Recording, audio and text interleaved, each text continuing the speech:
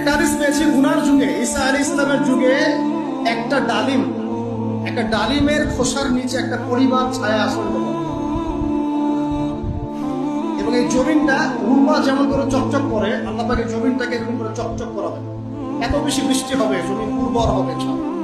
ঠিক যেমন আদম আলাইহিস সালামের যুগে জমিন যেমন ছিল। সুবহানাল্লাহ। এটাও পেয়েছি যে একটা বকরির পাল, এই বকরির পালের মধ্যে একটা নেকড়ে ঢুকবে। নেকড়ে কি করে? বকরি খেয়ে ফেলে না? কিন্তু ওই যুগে, ঈসা আলাইহিস সালামের যুগে, নেকড়ে বকরিকে খাবে না।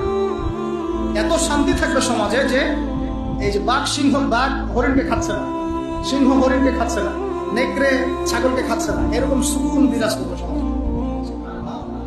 এরপরে কিছু খারাপ মানুষ আসবে যারা রাস্তাঘাটে জেনা করবে। তার আগে ঈসা আলাইহিস সালামের ইন্তেকাল হয়ে যাবে। ওই মানুষগুলো, ওই প্রজন্মের সামনে আল্লাহ পাক কিয়ামত দিবেন।